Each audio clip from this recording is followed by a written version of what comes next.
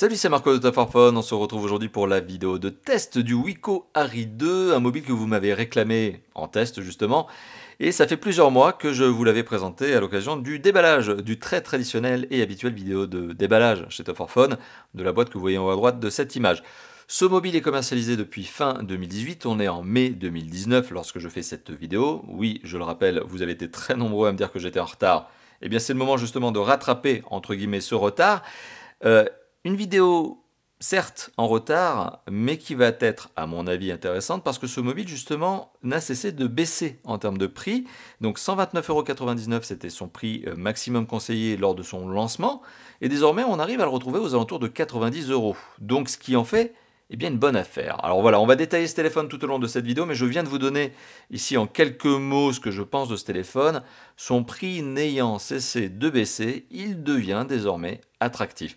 On n'est plus en face d'un mobile entrée de gamme, on est en face d'un mobile low cost par son prix, mais pas forcément par ses spécifications. Certes, il faut faire quelques concessions, mais globalement, le téléphone est très sympathique.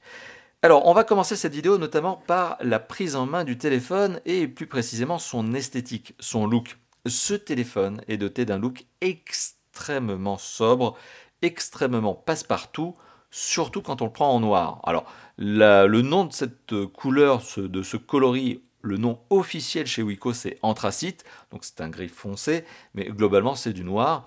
Ce téléphone, on arrive également à le retrouver en d'autres coloris qui, pour le coup, sont peut-être un peu plus funky, qui vous plairont peut-être un peu plus parce qu'ils sont plus différenciants. On a notamment une couleur gold, donc de l'or, doré, une couleur bling, le bling de Wiko qui est une sorte de vert bleu, une sorte de bleu turquoise, vert turquoise, qui est la couleur, on va dire, institutionnelle, corporate, classique entre guillemets chez Wiko, c'est ce fameux vert bleuté.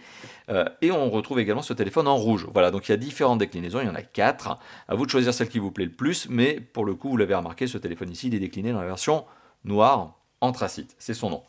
C'est un téléphone qui se prend très bien en main. Il se prend très bien en main parce qu'il a des dimensions qui sont restées, on va dire, raisonnables.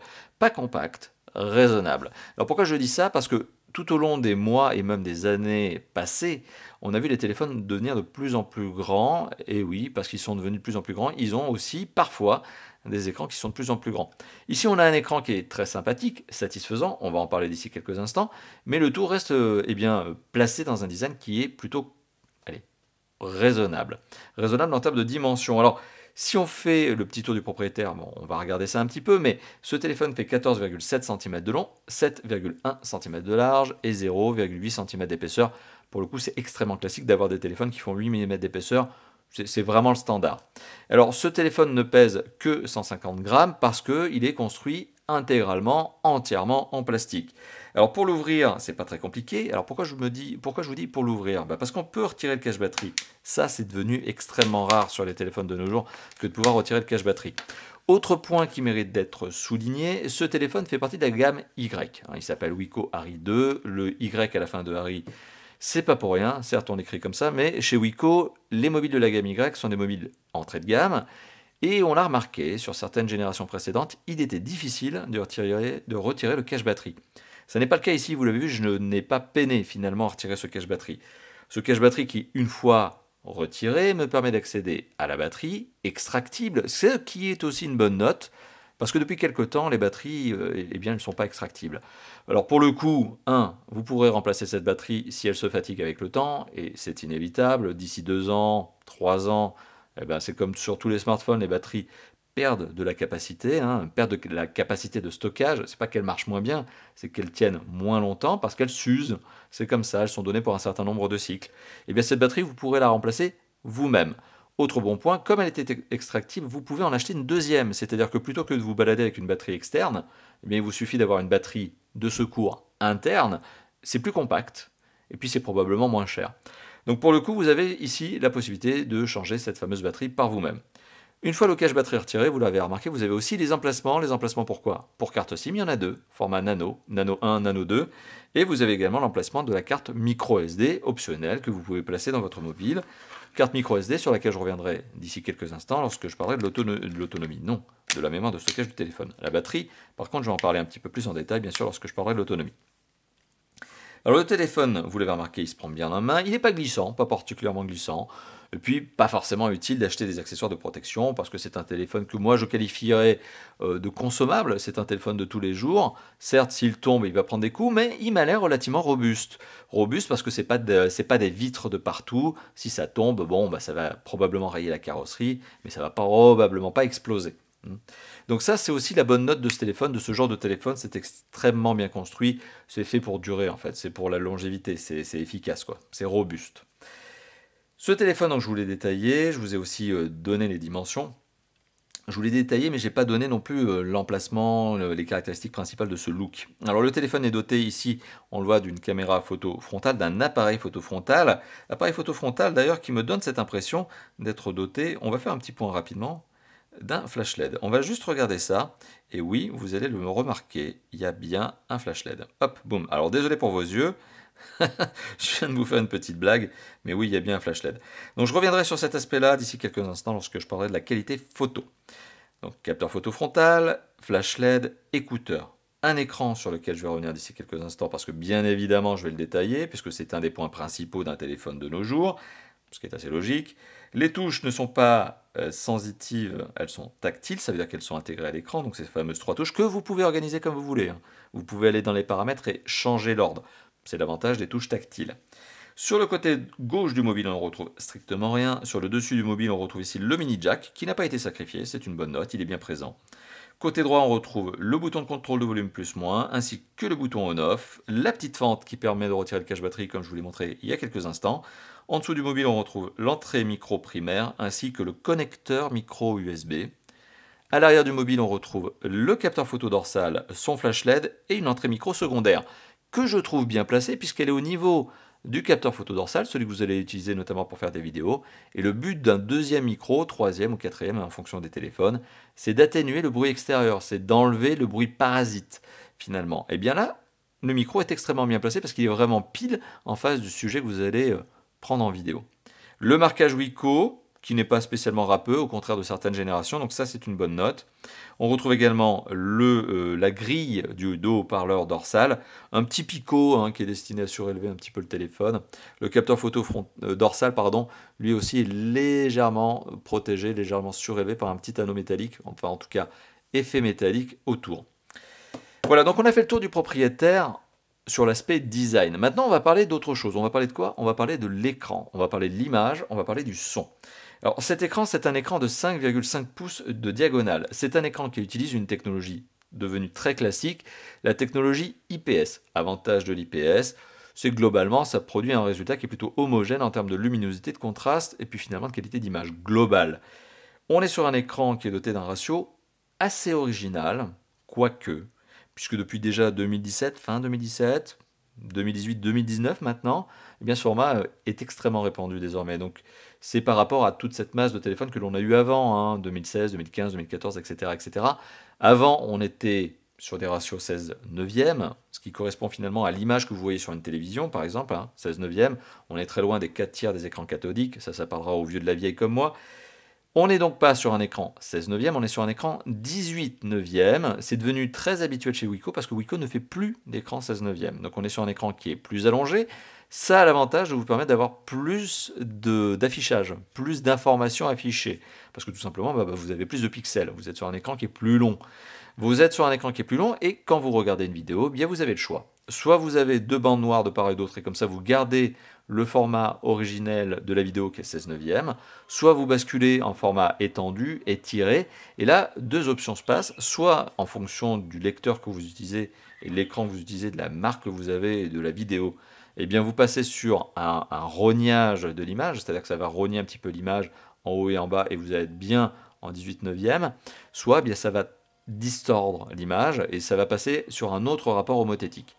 Bon, tout ça pour vous dire quoi? Au final, on a vraiment plaisir à regarder une vidéo sur ce téléphone parce que il y a d'autres éléments. Les autres éléments, c'est lesquels? La résolution. Ce téléphone a une résolution de 1440 pixels par 720 pixels. Donc on est sur du HD+. On n'est pas sur du Full HD, on n'est pas sur du HD, on est sur du HD+, parce que il y a plus de pixels. Ça nous donne une densité de pixels qui est très intéressante puisqu'on est proche des 300 pixels par pouce. On estime que 300 pixels par pouce, c'est le minimum pour ne pas les voir à l'œil nu. Quand on est assez éloigné des 300 pixels par pouce, plus on se rapproche de l'écran, plus on voit les pixels. Hein. Faites le test notamment avec votre télé. Votre télé, elle n'est pas proche des 300 pixels par pouce, ça n'est pas possible, même si c'est de la 4K. Collez votre œil à la télé, ou en tout cas rapprochez-vous, distance à peu près 1 mètre par exemple, vous allez voir que les pixels, vous allez les distinguer justement. Sur un smartphone, vous ne pouvez pas à partir du moment où vous abordez les 300. Ici, on est sur un score de 293, donc on est très très proche de ces 300 pixels par pouce. Voilà, donc on peut estimer effectivement qu'on a une image qui est nette. L'image est plutôt contrastée, plutôt colorée pour un écran IPS, on n'est pas sur du Super AMOLED. Bonne note, donc c'est cet aspect-là, aspect on va dire qualité d'image, vivacité de l'image. On remarquera également un aspect supplémentaire, la luminosité. Bien sûr, vous savez, j'aime bien vous donner des informations sur la luminosité. Je la teste d'ailleurs avec un petit appareil qui est fait pour ça, spécifiquement fait pour ça. Eh bien, la luminosité maximum de ce téléphone, lorsque le réglage est mis au maximum, sachant que vous pouvez aussi régler ce niveau de luminosité en automatique, hein, le téléphone le permet puisqu'il a un capteur de luminosité. Pour le coup, sur cette vidéo, la luminosité d'ailleurs est au maximum. Hein. Je me permets juste de le préciser parce que ça fait toujours du bien de donner toutes les informations, comme ça vous avez toutes les clés en main. On est au max. Et ce téléphone au maximum vous donne une luminosité de 370 nits, ou autrement appelé candela par mètre carré. Donc tout ça pour vous dire quoi? Eh bien, effectivement, on est loin de ce que peut proposer un ultra haut de gamme. On est aussi très loin du prix. Un ultra haut de gamme, c'est 600 nits et plus. Plus on a de nits, en gros, plus on peut voir correctement l'image face à la lumière du soleil. C'est-à-dire que lorsque vous êtes dans des conditions très lumineuses, eh bien, il vaut mieux avoir un téléphone qui a beaucoup de nits pour contrebalancer de la lumière ambiante. 370, clairement, c'est le score d'un entrée de gamme. Il n'y a pas de mystère, il n'y a pas d'erreur. On est en face d'un téléphone qui ne trompe pas sur ses spécifications et qui est en raccord avec son prix. C'est logique. Voilà, donc ça c'était pour parler de l'image. Maintenant, le son. Alors, l'écouteur donne un son qui est standard. C'est-à-dire que lorsque vous êtes en appel téléphonique, ne vous étonnez pas, ne cherchez pas. Oui, on est sur un téléphone qui donne une qualité de son tout à fait correcte. On comprend son interlocuteur. C'est le minimum qu'un téléphone puisse faire. Hein. Donc c'est pour ça que je ne m'attarde généralement pas sur ce genre de points. L'écouteur en lui-même donne également par son mini jack, le mini jack donne un son qui lui aussi est tout à fait correct. Ça dépend plus désormais de votre kit piéton que du mini jack parce que le téléphone en lui-même donne un son qui est lambda. Donc c'est plus votre kit piéton qui va faire la différence. Donc ça c'est au niveau du mini jack. Et le haut-parleur, alors le haut-parleur que je vous indiquais il y a quelques instants se trouve ici au dos du mobile.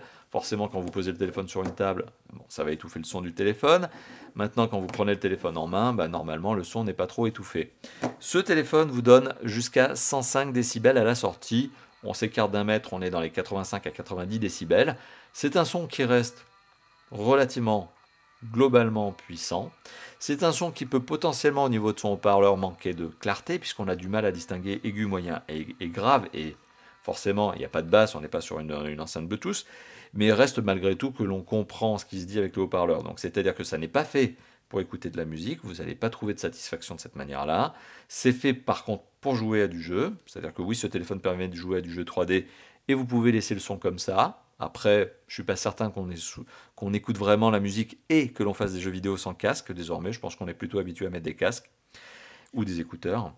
Voilà, et donc c'est un son finalement par le haut-parleur qui est plutôt là destiné à faire des conversations main libre ou par exemple à avoir un réveil puissant, par exemple. Au niveau maintenant, on va passer à une troisième étape, un troisième point de cette vidéo. Alors vous le savez, chez Top 4 Phone, on fait des vidéos qui vont dans le détail. Le troisième point, c'est les performances. Alors vous l'avez remarqué, là je viens d'ouvrir l'application qui s'appelle Antutu. Antutu Benchmark est une application que j'utilise déjà depuis de nombreuses années. On est en V7, ça a tout son intérêt puisque les benchmarks de version en version changent au niveau des échelles. Donc ici on est à 39 200 points. C'est quand même jusqu'à 50%, près de 50% plus performant que la première génération du Wiko Hari. Donc on a ici un téléphone qui a beau être sorti à peu près 1 an après la première génération, on est quand même à 50% de performance supplémentaire par rapport à la première génération. C'est pas négligeable. C'est pas négligeable, mais certes, vous le savez, on est aussi ici loin des téléphones ultra haut de gamme. On est loin des prix, on est loin des performances, on est loin des caractéristiques. C'est logique. Wiko n'a jamais cherché à induire, on va dire, d'erreur. Wiko a toujours été très clair là-dessus. Les Wiko de la gamme Y sont des téléphones à prix abordable. Ils ont des composants, des configurations qui sont homogènes par rapport à leur prix, qui sont en cohérence. Et forcément ici, on n'a pas une bête de course. On a quand même un téléphone qui s'en sort et sur le multitâche, et sur le multifenêtre, et aussi en gros jeu 3D. Alors je dis, il s'en sort en gros jeu 3D, il faut être aussi conciliant. On peut jouer à PUBG mobile sur ce téléphone, c'est ce que j'ai réussi à faire. On peut faire du frag sur PUBG mobile, oui on y arrive, mais il est clair qu'en termes de qualité graphique, on est sur le niveau de réglage bas, et puis ça peut, voilà, c'est pas des lags qu'il peut y avoir, mais on sent que le téléphone n'est pas extrêmement bien taillé pour les gros jeux 3D. Par contre, faire du Asphalt, notamment 8, ça passe sans aucun souci. Faire des jeux comme du Candy Crush et compagnie, ça passe bien évidemment sans aucun souci. Du Royal Clash of Clans, etc. Ça passe également sans aucun souci. Vous voyez, donc c'est plutôt les gros jeux 3D qui viennent de sortir il y a un an ou en ce moment qui sont en train de sortir qui vont peut-être avoir quelques difficultés sur ce téléphone. Alors ce téléphone, il a ce niveau de performance. Bon, un niveau de performance qui est lié à quoi? Qui est lié à des composants forcément, je viens de vous en parler il y a quelques instants, mais je ne vous les ai pas détaillés. On a un processeur qui est un processeur Mediatek, qui est un MT6739. Alors ça parlera aux connaisseurs, mais si vous n'êtes pas connaisseur comme moi, eh bien sachez que c'est un processeur 4 cœurs cadencé à 1,3 GHz. Alors pour les plus connaisseurs, eh bien vous serez ravis d'apprendre que ce téléphone est doté aussi d'un processeur graphique qui est un PowerVR ROG G8100. Je ne fais que lire ce qui est écrit ici. Bon, ça parlera aux connaisseurs. Moi personnellement, je ne m'attarde pas trop là-dessus. Ce que je veux, c'est le niveau de performance par le benchmark. 2 Go de mémoire vive, c'est ce qui permet à ce téléphone de ne pas avoir de problème en multitâche, multifenêtre. Assez étonnamment, c'est moins que la première génération. La première génération de Wiko Hari avait 1 Go. Reste qu'avec 2 Go, à mon avis, c'est quand même pas mal. Pour un téléphone entrée de gamme, voire low cost, on a de quoi faire fonctionner correctement les applications, les jeux, et ce en multitâche, multifenêtre. On a parlé de la mémoire vive, donc ce que l'on appelle également la RAM. On va maintenant parler de la mémoire de stockage, ce que l'on appelle, on va dire par extension, la ROM. Alors la mémoire de stockage interne de ce téléphone, 16 Go. Lorsque vous allumez le téléphone pour la première fois, vous faites des premières mises à jour, il y a des applications installées par défaut, je vous rassure, il n'y en a pas des tonnes. On tombe à 10 Go. Alors 10 Go, certains pourront dire c'est pas beaucoup. Personnellement, je trouve que c'est suffisant parce que moi, à mon avis, en tout cas c'est mon usage, j'ai pas besoin de tonnes et de tonnes de gigas pour me sentir à l'aise avec un smartphone parce que j'installe et je désinstalle très rapidement les applications. Quand j'en ai plus besoin, je la désinstalle. C'est mon réflexe. Bon, après, je comprends qu'on ait envie d'installer de plus en plus d'applications, de plus en plus de jeux, mais bon, à un moment donné, ça sert à rien d'avoir 150 jeux sur son téléphone si vous en utilisez que 2. Mais ça, encore une fois de plus, c'est mon point de vue. Reste que si jamais ces 10 Go vous semblent trop faibles, peu, eh bien vous avez la possibilité, je vous l'ai montré tout à l'heure, d'installer une micro SD. Bonne note, cette micro SD vous permet d'installer les jeux et les applications dessus. Et aujourd'hui, une micro SD de 64 Go, ça vaut une vingtaine d'euros sur le web. Donc c'est pas forcément un investissement d'ailleurs qui est déraisonnable. Une micro SD en général, bien, vous pouvez la prendre de téléphone en téléphone, ça marche toujours. C'est aussi une manière d'avoir cette capacité de transférer des photos d'un téléphone à un autre. C'est peut-être ce que vous allez faire déjà avec ce Wiko Hari 2. Vous allez peut-être prendre une autre carte micro SD d'un ancien téléphone et la mettre sur ce téléphone. Bon voilà, au moins comme ça vous n'avez pas d'investissement supplémentaire à faire. Eh bien, ce téléphone accepte des cartes micro SD, vous l'avez compris, allant jusqu'à 128 Go de mémoire. Alors, c'est ce que dit le constructeur, c'est clair, 128 Go ça passe. On peut imaginer parfois que certaines cartes supérieures en termes de capacité puissent aussi passer. Voilà, il faut juste prendre les bonnes marques et les bonnes capacités et les bonnes vitesses au niveau de la micro SD. Mais c'est pas très compliqué, prenez une carte micro SD de qualité et vous n'en parlerez plus, vous n'aurez pas de problème. C'était pour la mémoire de stockage. C'était pour la micro SD. Je fais une petite parenthèse supplémentaire. Ce téléphone est doté d'un connecteur micro USB que vous voyez placé ici. Ce connecteur permet de charger le téléphone, bien évidemment. Il permet aussi de le synchroniser en filaire avec un PC, par exemple.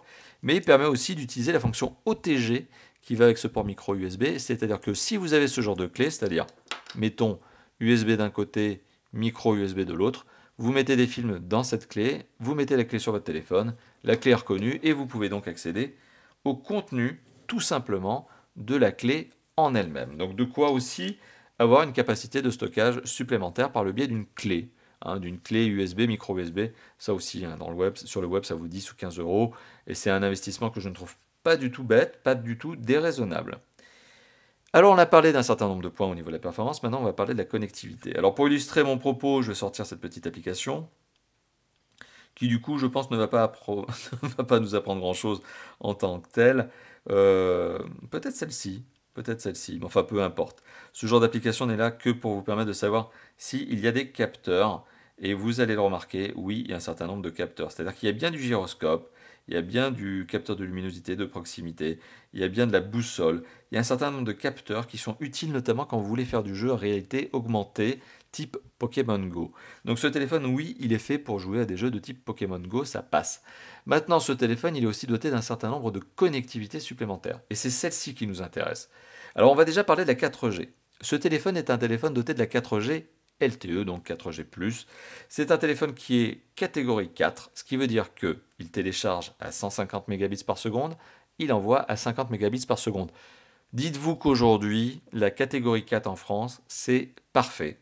Parce que de toute façon, les opérateurs en France ne vous permettent pas d'avoir plus que ça en termes de vitesse. C'est-à-dire que c'est plus le réseau qui bride aujourd'hui les téléphones que l'inverse. C'est pas ce Wiko Harry 2 qui va être, on va dire, en galère sur de la 4G. C'est plutôt les antennes cellulaires et votre offre mobile qui, elle, va être en galère pour vous donner la vitesse maximale que votre téléphone peut avoir. Voilà, donc finalement 4G LTE catégorie 4, c'est un minima, certes, de ce qu'il faut avoir en France, mais c'est aussi ce qui correspond à ce que les opérateurs vous donnent en France. Donc voilà, c'est une bonne 4G LTE, d'ailleurs qui m'a donné aucun problème en termes de connectivité, ça marche très bien. Connectivité sur laquelle je vais revenir d'ici quelques instants lorsque je vais parler du DAS d'ailleurs. Cette 4G, petite parenthèse supplémentaire parce que ça a son intérêt, elle est dotée des fréquences suivantes, B1, B3, B7, B20. Donc il manque la fréquence B28, une fréquence qui est utilisée par certains opérateurs en France, mais de manière très marginale, notamment Free qui l'utilise sur ces trois, on va dire, bandes. Il y en a une, donc la B28, qui n'est pas disponible. Est-ce que c'est grave, docteur? Non, pas du tout, parce que de toute façon, vous avez les quatre autres, et puis ça marche très bien. Donc c'est pas un téléphone qui va galérer au niveau de la 4G, à moins que le coin où vous vous trouviez n'ait pas de 4G, auquel cas c'est pas la faute du téléphone, c'est plutôt la faute de votre opérateur, ou du coin où vous êtes parce que vous êtes vraiment paumé dans un trou paumé. Et bien pour le coup, vous avez quand même de la 2G, 3G. Vous avez donc de la 3G pour vous permettre de vous en sortir, ce qui est assez logique.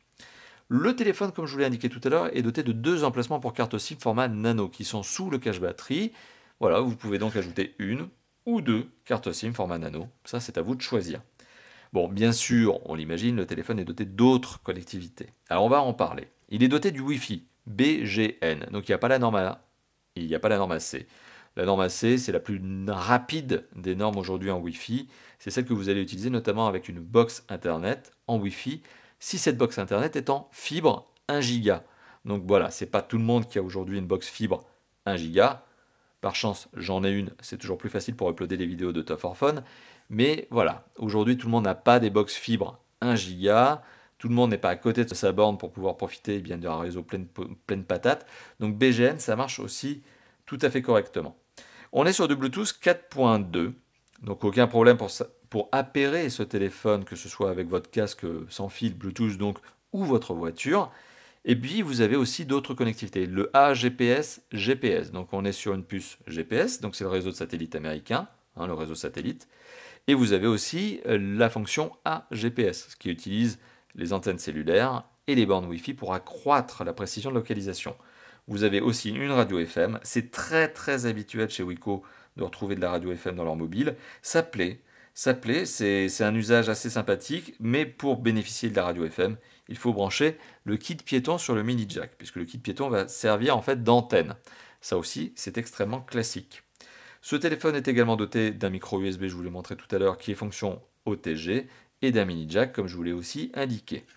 Ce téléphone ne dispose pas d'un capteur d'empreinte digitale, donc ne cherchez pas, il n'y en a pas, il n'est pas caché, ni au dos, ni sur les côtés, ni sur la face avant, il n'y en a pas. Mais la bonne note, c'est que ce téléphone est doté d'un capteur de reconnaissance faciale, par le biais de sa caméra, de son appareil photo, pardon, caméra en anglais, appareil photo frontal en français, quand on parle en français. Donc c'est ce capteur photo qui va vous permettre de faire cette fameuse reconnaissance faciale. En anglais, chez Wiko, on appelle ça le Face Unlock. Et bien ce Face Unlock, il est d'autant plus performant que vous avez de la bonne lumière autour de vous. Forcément, comme c'est le capteur photo frontal qui est utilisé, si vous êtes dans l'obscurité, même la pénombre, le téléphone aura du mal à vous reconnaître. Bonne nouvelle, même si le capteur photo frontal ne vous reconnaît pas, même si le Face Unlock ne marche pas parce que vous êtes dans le noir, eh bien heureusement, vous pouvez quand même déverrouiller votre téléphone à l'ancienne, avec le code PIN, avec le schéma que vous aurez déjà paramétré à l'origine. Bon, après vous n'êtes pas obligé d'utiliser le Face Unlock et vous n'êtes pas obligé de sécuriser votre téléphone avec le schéma ni le code PIN. Vous le savez, vous pouvez très bien laisser le téléphone ouvert comme je suis en train de le faire à l'instant même. Ce téléphone est doté du DAS. Comme tous les téléphones, vous allez me dire. Le DAS, qu'est-ce que c'est? C'est le débit d'absorption spécifique. C'est cette norme qui permet de valoriser si le téléphone émet peu ou beaucoup d'ondes lorsqu'il est en utilisation cellulaire, que ce soit de la 4G, de la 3G ou des appels. Alors, le DAS de ce téléphone, je le rappelle, c'est un téléphone entrée de gamme, voire même low cost. On peut le qualifier de low cost. Eh bien, ce téléphone a un DAS de 0,715 watts par kilo à la tête, au corps 1,456 watts par kilo. C'est un DAS qui peut potentiellement sembler élevé, quoique on est largement dans la norme acceptée en Europe qui est de 2 watts par kilo, bien tout simplement. C'est un DAS qui est correct. On est dans les bonnes normes, on est dans les bonnes eaux, on est en dessous de ma propre barrière psychologique qui est le 0,8, donc on est à 0,7, vous l'avez compris. On est donc sur quelque chose qui en termes de DAS, eh bien, est correct. Correct, on est dans la grande masse, on n'est pas sur un mauvais élève ici, on n'est pas sur un bon élève, on est sur un élève qui est moyen, qui fait son travail correctement en termes de DAS, c'est-à-dire qu'il n'émet pas particulièrement plus d'ondes que ses petits concurrents, que ses petits confrères, que ses petits camarades. Voilà, donc c'est pas un mauvais point, c'est un point standard.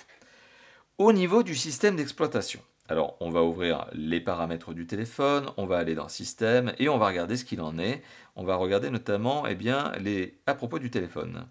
Si mes souvenirs sont bons, c'est ici. Et voilà, vous le voyez, ce petit cookie. Ce cookie, en fait, c'est un gâteau, c'est Oreo. On est bien en face d'un téléphone qui est doté d'un système d'exploitation qui est Android 8.10, qui est Oreo. Un système d'exploitation qui est régulièrement suivi par Wiko, qui met des mises à jour, au moins des patchs correctifs, des mises à jour de sécurité. On est sur un système d'exploitation qui n'est donc pas le dernier, 9.0 paille, mais d'un autre côté, on s'en moque parce que 9.0 eh bien, n'apporte pas grand-chose. 8.1, à mon avis, c'est un système d'exploitation qui est extrêmement mature et qui apporte finalement tout ce que l'on attend, notamment le multifenêtre, le multitâche, un certain nombre d'applications, etc. Alors, à savoir que ce système d'exploitation est quasi neutre, il est quasi brut, il est quasiment brut de décoffrage, il est quasiment celui que finalement Google pourrait vous proposer. Finalement, sur ce système d'exploitation, Wiko n'a pas fait grand-chose. Il a fait quoi? Quelques fonds d'écran, on le remarque, le W de Wiko, bah oui, c'est un système d'exploitation légèrement customisé par Wiko. Donc on a ce fond d'écran, on a quelques icônes, on a cette partie supplémentaire que vous allez obtenir en glissant vers la gauche qui s'appelle Left Smart Page, en fait qui est une sorte d'agrégateur de raccourcis, notamment de contacts que vous avez appelés récemment, quelques news, etc. etc. Voilà, donc c'est intéressant. Voilà, vous slidez vers la gauche et vous avez Left Smart Page. Vous avez quelques applications installées par défaut par le biais de Wiko sur ce téléphone, mais c'est extrêmement minime. Globalement, vous avez un téléphone dont les applications sont quasi toutes celles de Google. Vous n'avez pas grand-chose de plus. Mais Wiko a apporté quelques petites tunings et quelques petites applications supplémentaires. On retrouve notamment Smart Assist. Smart Assist qui est une application Wiko qui vous permet de gagner et en RAM et en ROM. C'est-à-dire que ça va notamment supprimer les fichiers inutiles de votre téléphone. Pourquoi pas? Ça va notamment vider la mémoire vive de votre téléphone. Bon, il y a un truc qui s'appelle antivirus. Je ne suis pas convaincu que ce soit extrêmement utile sur un téléphone qui s'appelle Android et où notamment Android n'est pas vraiment enclin à avoir des virus. Vous avez WeLine qui vous permet notamment, si mes souvenirs sont bons, de profiter d'un étui folio de Wiko. Enfin, en tout cas, d'avoir plus de fonctionnalités, en tout cas. Vous avez, alors pour le coup, ça n'est pas une application Wiko, c'est une application que Wiko a installée par défaut en étant partenaire. Vous avez News Republic. Et News Republic, c'est un agrégateur de news. Vous l'avez compris, c'est assez simple et c'est assez facile en soi. Voilà, donc pas grand-chose. Mais j'ai envie de vous dire, tant mieux. Comme ça, vous avez un téléphone qui est efficace.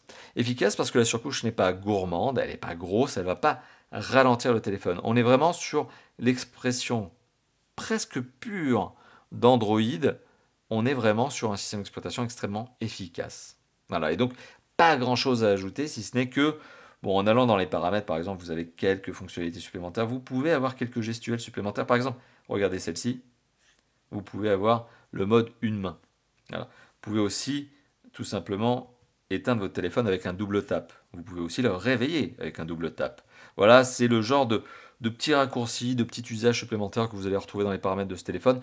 C'est pas bluffant, c'est pas innovant, mais c'est toujours ce petit côté plus sympathique et qui finalement ne pénalise pas le téléphone en termes de performance.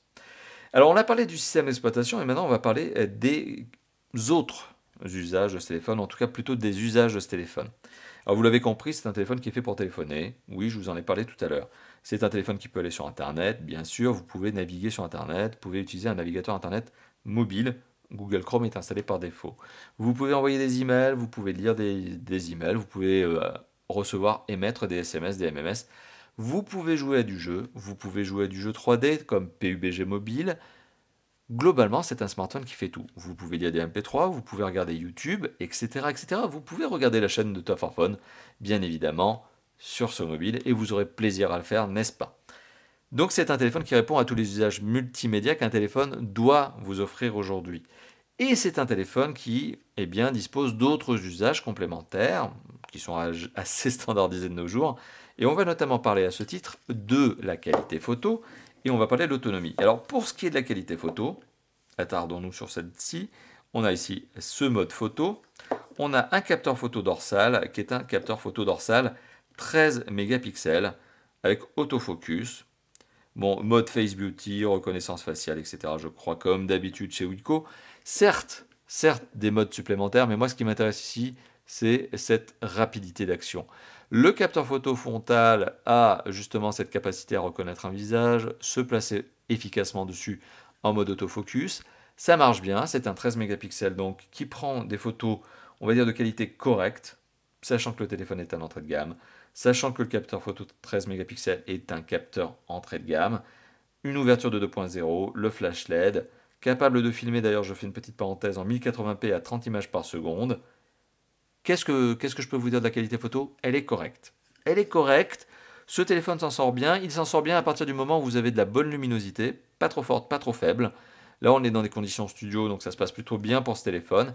La qualité photo offerte donc par le capteur dorsal est tout à fait correcte. La qualité photo offerte par le capteur photo frontal, elle est aussi correcte quand on prend en considération le prix de ce téléphone. Forcément, on n'est pas sur un téléphone qui vaut 200, 300 ou 400 euros ou plus. Si ça avait été le cas, j'aurais dit que ce téléphone n'est pas cohérent au niveau de son capteur photo frontal. On est sur un capteur photo frontal sur un téléphone qui aujourd'hui vaut moins de 100 euros.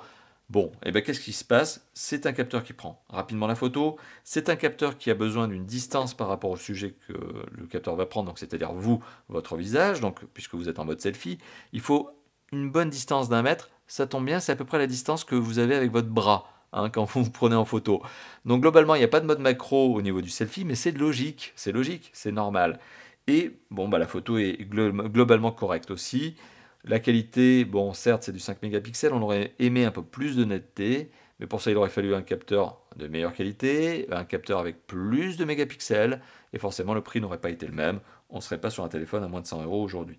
Voilà, donc on est sur un capteur photo dorsal qui marche bien, un frontal qui marche bien et qui offre une qualité de photo cohérente, correcte pour le prix de ce téléphone. Donc certes, ça n'est pas bluffant, certes, vous n'allez pas pouvoir concourir à des concours photo de qualité exceptionnelle, parce que non, ça n'est pas la qualité photo d'un boîtier réflexe, mais ça n'en est pas non plus le prix, parce que des boîtiers photo réflexe, il y a rien que l'objectif, ça vaut déjà plusieurs centaines d'euros quand on veut du bon matériel. Donc non, c'est pas le cas. Mais ça reste quand même tout à fait correct. Au niveau de l'autonomie, parlons maintenant de la batterie. Alors je vous en ai parlé tout à l'heure parce que je vous l'ai montré, c'est une batterie de 2900 mAh. Bonne nouvelle, elle est extractible, je vous en ai déjà parlé tout à l'heure, je ne reviendrai pas sur cet aspect. Bonne note, ce téléphone est doté d'une bonne autonomie à partir du moment où la luminosité est réglée sur un niveau moyen, ce qui n'est pas le cas ici puisque là je suis au maximum et donc forcément eh bien, ça pompe de l'énergie à ce téléphone, il est sollicité. Et puis cette autonomie de ce téléphone, elle est d'autant plus bonne, elle est d'autant meilleure si vous ne le sollicitez pas sur des gros jeux 3D. Ce qui sera probablement pas le cas. Je vous vois effectivement, certes, jouer à du PUBG mobile, c'est possible, mais c'est pas forcément l'usage que vous allez avoir avec ce mobile. Vous allez peut-être jouer à du jeu, mais ça va être du Candy Crush, etc.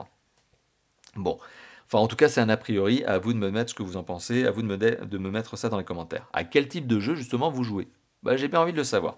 Vous me mettez ça dans les commentaires.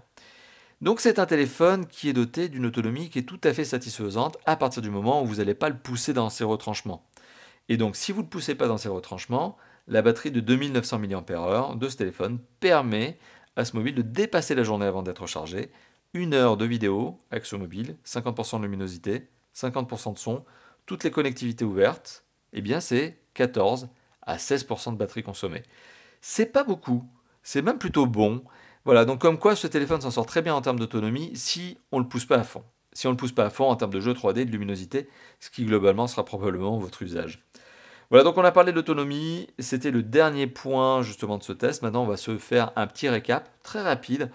Qu'est-ce que je pense de ce téléphone? C'est la conclusion de cette vidéo. Donc, qu'est-ce que je pense de ce téléphone? Eh bien, pour son prix, ça sera le maître mot, je crois, de cette vidéo. Ce téléphone est correct. Voilà, c'est vraiment le mot qui ressort à chaque fois que je pense à ce téléphone, à chaque fois que je l'ai en main. Pendant tout ce test, le mot, c'était correct. Ce téléphone est correct par rapport à son prix. Il a une configuration qui est homogène pour un téléphone vendu désormais moins de 100 euros. Donc c'est pas une bête de course, mais Wiko n'a jamais eu la prétention de proposer ici une bête de course. Ça n'est pas un Wiko View, c'est un Wiko de la gamme Y. C'est un Wiko à prix abordable. C'est un Wiko pour finalement les utilisateurs, peut-être vous, moi, qui n'avons pas forcément besoin d'un téléphone ultra puissant. Alors, je dis moi, non, moi dans ma vie quotidienne, j'utilise effectivement des téléphones qui ont des regains de puissance, mais parce que je fais du jeu 3D par exemple. Bon, cette petite parenthèse étant faite, vous l'avez compris, c'est un téléphone sympathique pour son prix, et donc pour son prix, forcément, je peux vous le recommander si vous êtes à la recherche d'un téléphone budget. Voilà, donc c'est vraiment un téléphone qui rentre dans la case budget, et qui pour un budget donné offre ce que l'on attend de lui. Il n'y a pas de mauvaise surprise, il n'y a pas de bonne surprise, c'est un téléphone correct, c'est un téléphone cohérent. Voilà. Donc il est temps de se laisser, c'était la conclusion de cette vidéo. N'hésitez pas, bien sûr, vous l'avez compris, à vous lâcher dans la zone de commentaires. Faites-moi plaisir, dites-moi ce que vous pensez de ce téléphone et dites-moi ce que vous pensez de cette vidéo. N'hésitez pas à vous lâcher dans la zone de commentaires. Peut-être d'ailleurs, êtes-vous déjà propriétaire de ce téléphone. Ça peut arriver effectivement chez Top 4 Phone. On a des viewers, peut-être vous, qui êtes en train de regarder, qui aimez regarder les vidéos et les avis que je peux avoir sur leur propre téléphone. Eh bien, lâchez-vous, faites-moi plaisir dans la zone de commentaires. Et si cette vidéo vous a plu, vous savez, il y a le petit pouce bleu du bonheur, c'est en dessous de la vidéo. Vous lâchez le petit pouce bleu du bonheur qui encourage le testeur que je suis, et bien tout simplement à vous proposer toujours de plus en plus de contenu. Et enfin, n'oubliez pas à vous abonner à la chaîne YouTube. La chaîne YouTube, vous pouvez vous abonner, c'est un bouton qui s'appelle plus un abonnement qui est tout en bas à droite de la vidéo. Vous cliquez dessus, c'est gratuit. Là aussi, c'est l'abonnement du bonheur. Et puis, comme ça, vous êtes au courant de toutes les prochaines vidéos qui vont sortir. Vous êtes au courant de l'actualité mobile et des nouveaux tests. Voilà, des nouveaux mobiles sympas. Le Wiko Hari 2 en étant un. Voilà, donc on a fait le tour. Je crois qu'on s'est tout dit. On s'est tout dit pour cette vidéo. Mais bien évidemment, vous le savez, il y a d'autres vidéos qui vont arriver très prochainement. Et sur ce, je vous remercie encore une fois de plus d'avoir vu cette vidéo. Et je vous dis à très très bientôt pour d'autres vidéos de tests, de présentation, d'interviews, de déballage, etc., etc., comme d'habitude chez Top 4 Phone. Allez, à bientôt. Ciao, ciao.